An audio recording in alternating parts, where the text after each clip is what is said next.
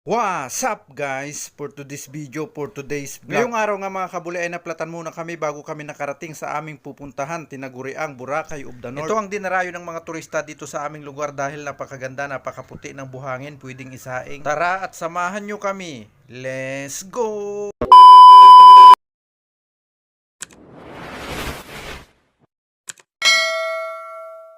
Kumusta mga kabule? Dito nga mga kabule ay OTW na nga kami sa aming pupuntahan na ang ibig sabihin ay nandito na kami sa daan. Dumaan na nga rin muna kami dito sa gasolinahan para magpagasolina ng tig 100. Pagkatapos nga namin nagpagasolina ay dumaan na nga rin kami nagpabomba ng aming motor dahil flat ang motor ng aming gulong. Nang malagyan na nga namin ng hangin itong gulong ay nilagyan ko na nga muna ng laway itong pito ng gulong bago ko takpan para malaman ko kung may singaw. Porjo. Pagkatapos nga namin nagpakarga ng motor sa aming gasolina at nagpakarga ng hangin sa aming motor ng aming gulong ay undawin na nga ulit kami. Dalawang motor nga lang itong gamit namin, yung mga umu-overtake sa amin ay extra lamang dito sa shooting. Nandito na nga rin kami sa tulay ng Balingasay, dito na nga rin ang dulo ng parte ng barangay Balingasay. Nang malagpasan na nga namin itong Balingasay Bridge ay nadaanan na namin itong arko ng Istansa, ibig sabihin nandito na kami sa barangay Istansa. Hindi pa nga kami nakakalahati sa aming pupuntahan ay nagpakawala na ng hangin itong aming motor. Puro Diyos nang yati mga kabuli.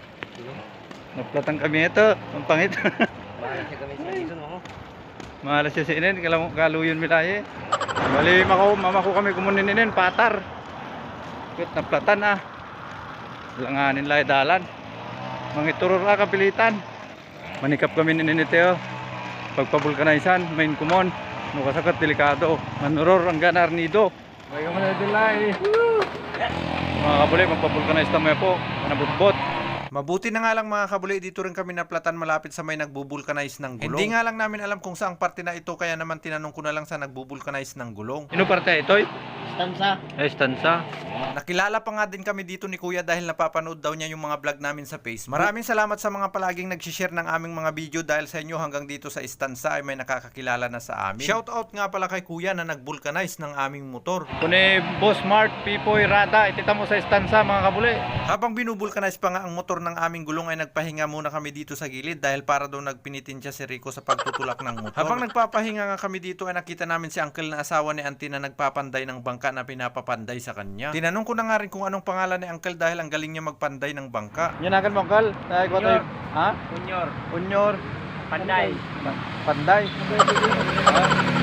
Pagkatapos nga namin nagpabulkanize ng gulong ng aming motor ay undawi na naman kami, takbong pogi lamang baka may LTO. Nakarating na nga kami dito sa arko ng Ilog Malino, ang huling barangay bago ang Patar. Nang malampasan na nga namin itong arko ng Patar ay nandito na nga rin kami sa entrance ng Patar Beach. Agad na nga rin kaming nakapasok dito dahil wala namang entrance fee, kailangan mo lang magbayad ng parking fee kapag meron kang sasakyan. Sabi nga ni Rico, yung kuliglig na lang sana ang ginamit namin papunta dito dahil walang nakasulat, baka libre. Nauna na nga yung ibang kasama namin dito sa Patar, tawagan na lang daw namin sila kapag nandito na kami. Niyaya nga lang pala kami ng aming uncle na asawa na auntie dahil maliligo nga daw sila dito sa Patar. Dito nga nakita na rin namin yung aming pinsan na anak ni auntie na asawa ni uncle. Sinundo na nga niya kami dito sa parking, baka daw maligaw kami, mapunta kami sa Boracay. Dahil mala Boracay nga itong Patar Beach, dito lamang sa Bulinaw, Pangasinan. Meron nga ding nabibili dito ng mga pang souvenir, mga damit, mga sombrero at meron ding mga burluloy. Mamimili pa nga sana kami dito ng mga pang souvenir, kaso pag bumili kami wala kaming pambayad ng parking fee. Kaya naman pumunta na kami sa nirentahan nilang cottage, baka mapagastos pa kami, wala kaming pambili. Ito sa Dagtawo. Manibago kami pa at nauunin. Mabaw tawo mga idol, manibago kami pa at malibog dito si camera ko kong. Ya, kiwarang na. Malibog yun, malibog. Pinamparyo. Yan, nakawit ka mong cottage. Karata may mga idol, designin.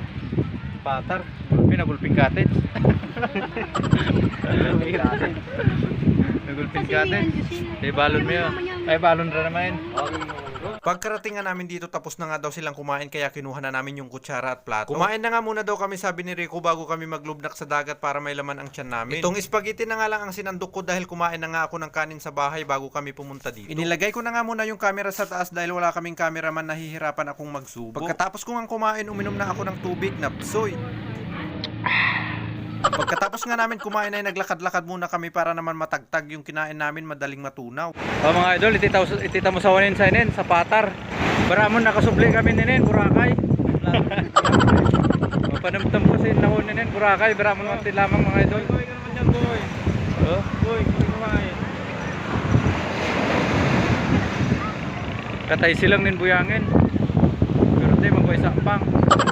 beach volleyball ito naman mga idol, oh. Magwalay makapustawan.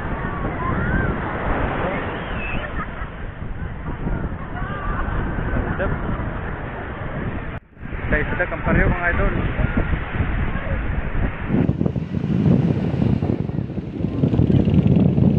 Grabe ka tayo silang ninin, buyangin mga idol.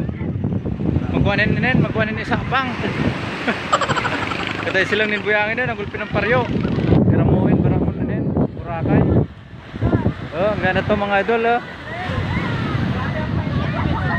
Ang gana to kat pangan atawad kisawanin. Baramon purong. Nakakalap ko muna ninen. Sigay, taman sinin, di 4 sigay ay. Nakakalap sa rete. Ulpi ka tayo sadap. Baramon Boracay ko, titita mo yun sa Bulinaw, sa Patar, Patar Beach.